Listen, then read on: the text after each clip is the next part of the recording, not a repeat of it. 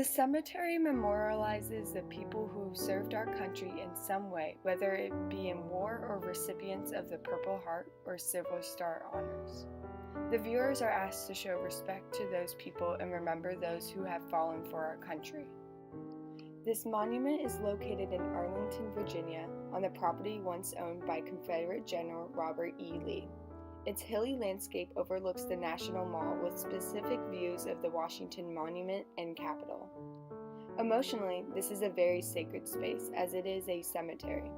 Many come to pay respects to family members and other veterans, so it is very important to be calm and respectful while walking around.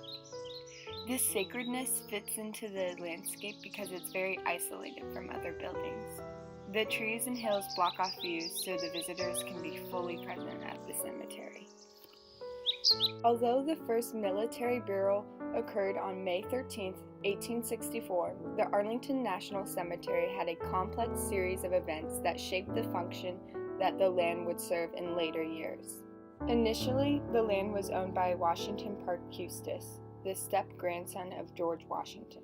Before his death, he willed the land to his daughter, Mary Ann Randolph Custis, who would go on to marry Robert E. Lee. With the arrival of the Civil War, Lee abandoned the property, leaving it for federal use during the war. 3 forts were constructed there, as well as the Freedmen's Village, an estate to assist newly freed slaves. Freedmen's Village provided educational, employment, and medical assistance. Following the war, there was a tax dispute, resulting in Lee's family formally having to turn the land over to the government, which upsetted Lee's son, who brought the case to the Supreme Court in United States versus Lee. By this time, the land contained the graves of over 6,000 Union soldiers.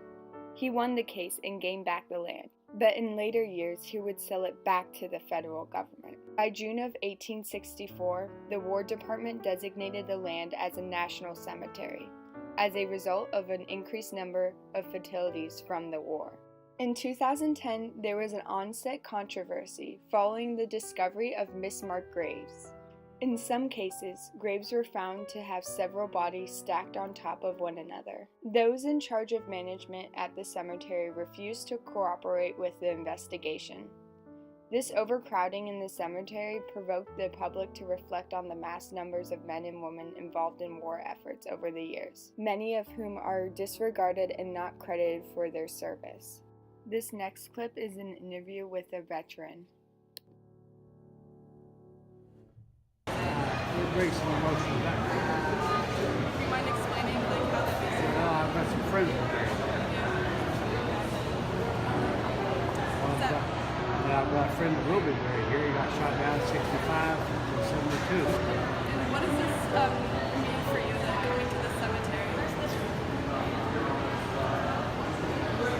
Well, it's a healing.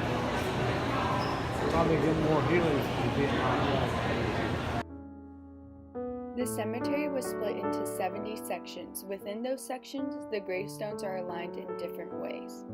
For government-issue stones, the size is 24 inches tall, 4 inches thick, 13 inches wide, with 8 feet vertically until the next grave, which is the most commonly seen grave at the Arlington Cemetery.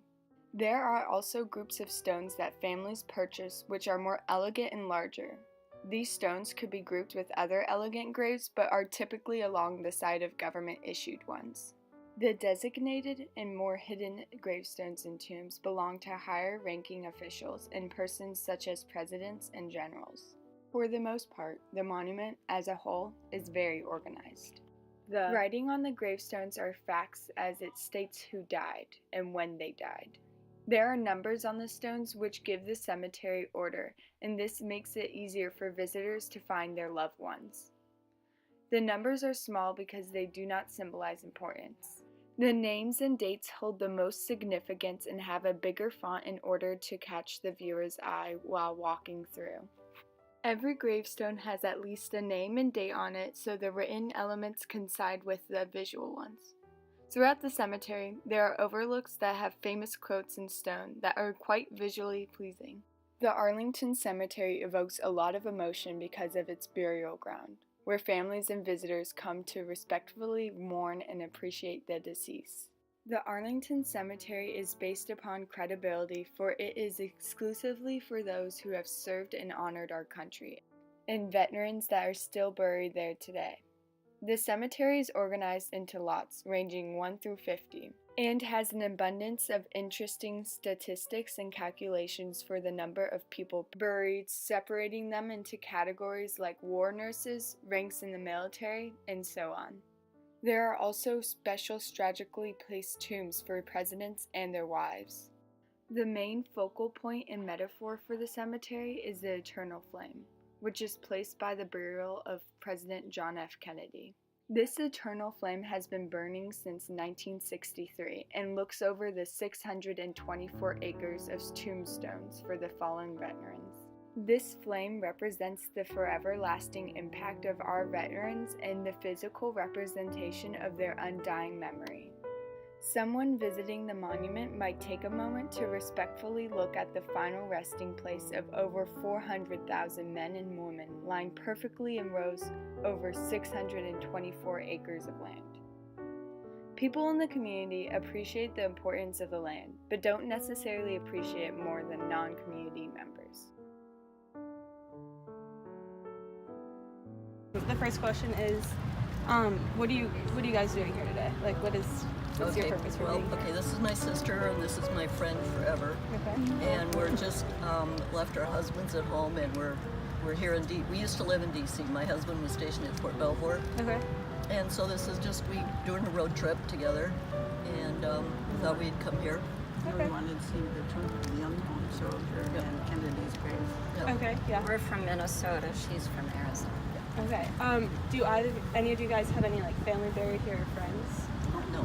No. And when you're walking around, does this seeing all the gravestones like evoke any specific emotions out of Yes, you guys? yes, because No. all of our husbands have been in the military. Okay. They all During suffer the from Vietnam War. and they suffer from PTSD.